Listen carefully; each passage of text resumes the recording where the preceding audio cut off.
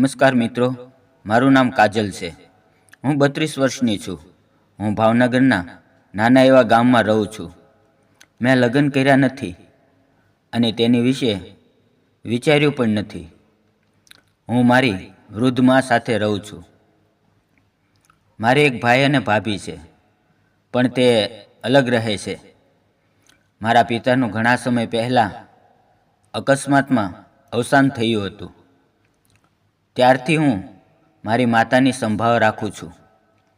મારા નજીકના સંબંધમાં મારા કાકા અને કાકી અને તેના 2 બાળકો છે અને તે બંને અભ્યાસ કરે છે.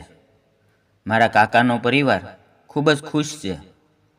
મેં અત્યાર સુધીમાં જેટલા આદમી જોયા છે તેમાંથી મને ફક્ત મારા કાકા ગમે છે, જેનો શાંત સ્વભાવ, તે એક સારો પતિ અને સારો પિતા અને એક સારો મિત્ર છે. મારા પિતાના અવસાન પછી તેણે અમારા પરિવારની સંભાળ લીધી. આ વરસાદની મોસમમાં મારી માતા બહાર ગઈ હતી અને ધીમો ધીમો વરસાદ પડી રહ્યો હતો. હું બ્લાઉઝ અને પેટીકોટ પહેરીને ટીવી ઉપર જેઠાલાલ જોઈ રહી હતી. 9 વાગ્યા હતા. ત્યાં અચાનક દરવાજાની ઘંટી વાગી. મને થયું કે આટલી મોડી રાતે કોણ હશે. મેં પહેલાં ટીવી બંધ કર્યું અને દરવાજા પાસે જઈને પૂછ્યું, કોણ છે? પણ કોઈએ જવાબ ન આપ્યો. દરવાજો ખોલીને મેં જોયું તો મારા કાકા હતા. તારા મમ્મીને ક્યાં છે? તેમણે મને કહ્યું. મેં તેને કહ્યું, પહેલાં અંદર આવો કાકા, તે બહાર ગયા છે. તો કાકાએ કહ્યું કે તો હું મારા ઘરે જાઉં છું. તો મેં કાકાને કહ્યું કે શું આ તમારું ઘર નથી? તો તેણે કહ્યું, ના ના, એવું નથી. અને પછી તે બેઠા. હવે વરસાદ પણ વધી ગયો હતો. મેં તેમને પાણી આપ્યું અને અદરક નાખીને ચા બનાવી. તે મારી સામે જોઈ રહ્યા હતા. હું ભૂલી ગઈ હતી કે તેમની નજર મારી ઉપર છે. મેં મારી જાત પર કાબૂ મેળવ્યો. પણ વાત કરતાં કરતાં તેણે કહ્યું કે કાજલ, તું ખૂબ જ સુંદર છે. પછી આટલું કહીને તેણે મને તેની તરફ ખેંચી. મેં કહ્યું કે કાકા, મને છોડી દો. પણ તે મને છોડવા માટે તૈયાર નહોતા.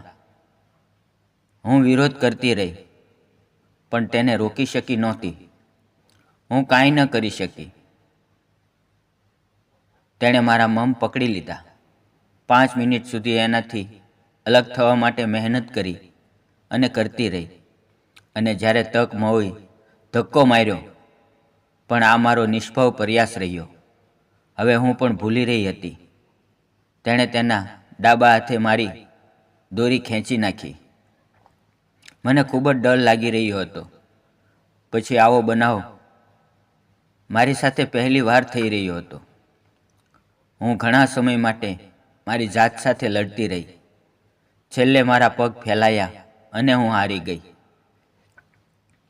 મિત્રો, આપણા સમાજમાં આવા પણ કિસ્સા બને છે.